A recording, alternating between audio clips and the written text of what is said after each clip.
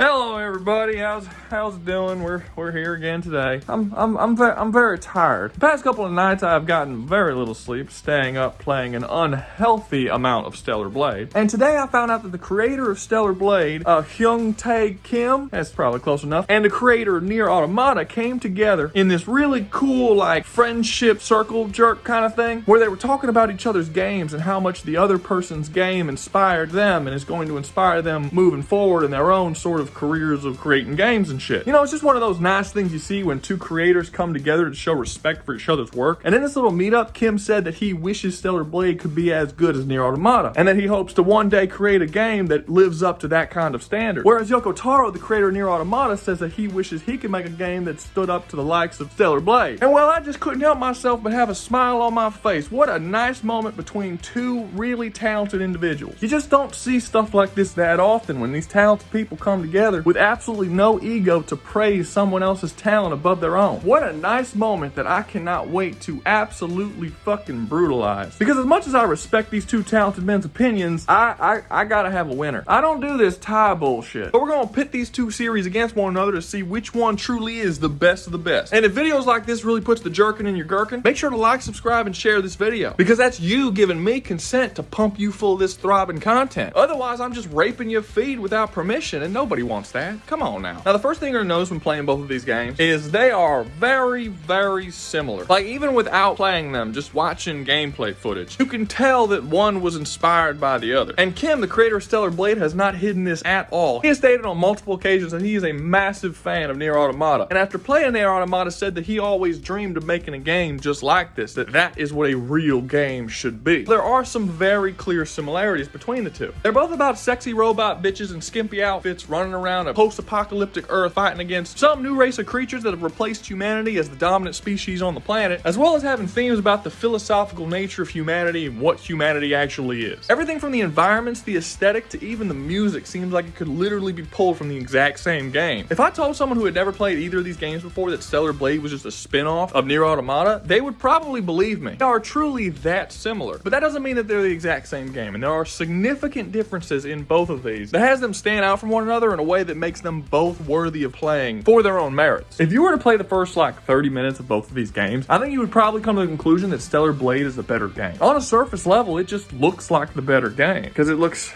so good. Okay, look how good it looks. Looks so soft. What was I talking about? Right, like gameplay and stuff. There are just certain things that Stellar Blade excels at that are immediately apparent right when you start the game that Nier Automata by comparison just doesn't stand up against. The combat, for instance, is vastly superior in Stellar Blade. It feels better to play, your hits are chunkier and feel more impactful. The fights become this incredibly aggressive, almost dance of parrying and dodging and using special abilities called betas that just make for extremely engaging combat. And the best fights that exist in this game, which are basically the boss fights, are comparable to things like Bloodborne or Sekiro. Nier Automata's combat, even at its best, just never gets this engaging, and it just doesn't have the same depth that Stellar Blade does. It sort of plays like a character action game like Bayonetta or DMC, but without any of the mechanical depth that those games have. I truly believe that if you strip both of these games of all of its context and its cinematics, basically its reasons for why you're doing what you're doing in the game, and just leave the bare bones mechanics, Stellar Blade is a much better game. Everything from progression to exploration to character design to enemy design and enemy variation to graphics, to even character customization. It's all vastly superior to Nier Automata, and not by a small amount. Like, there's a significant difference in quality here. But despite this, Stellar Blade still is not a better game than Nier Automata, because Nier is one of the best examples I can think of a game that is better than the sum of its parts. Despite the fact that the combat is not great, and the graphics aren't great, and there aren't that many customization options for the main character, and the world design is pretty boring, being mostly just a bunch of large deserts and cityscapes without too many really good details. There's so many other little great ideas in this game that you really can't get anywhere else in any other gaming experience that makes Nier a truly great experience and kind of a must play for pretty much everybody. Things like Nier constantly changing up the gameplay style on you. Like, sometimes it'll play like a character action game like DMC, sometimes it'll be a side scroller, sometimes it'll be a twin stick shooter, sometimes it'll turn into fucking Galaga. It just constantly throws tons of gameplay variation throughout the entire runtime of the game. So despite not having as good a combat as Stellar Blade, it doesn't really affect the game in a negative way because there's so many different variations to the gameplay. Stellar Blade tries this variation a little bit by turning into a survival horror game every once in a while, and it's really fucking cool, don't get me wrong, it's some of the most memorable parts of the game, but it just doesn't touch Nier's sheer variety of gameplay styles. You also have things that I just straight up don't think I've seen in a video game before. Like the fact that in Nier, the pause screen is actually a part of the story. So at the very start of Nier, you can't hear anything, the entire game is on mute, and then you're told that your settings are all fucked up. So you basically have to press pause, go into your system settings, and turn the game volume up. This introduces this concept in the game that the pause menu and everything you do within the pause menu is actually a part of your character 2B's system settings. Because, you know, she's a fucking robot. And this isn't the only time this happens. There are several instances in the game where something happens to your system settings and 2B's like robot software shit gets fucked up, and you have to go into the pause menu in the system settings and deal with it. While I've seen other games do very meta stuff like this, like when Psycho Mantis is capable of reading your memory card in the Metal Gear Solid games, I don't think I've ever seen a game that makes the pause screen such a big part of the gameplay in a way that Nier does. It's a really cool original idea that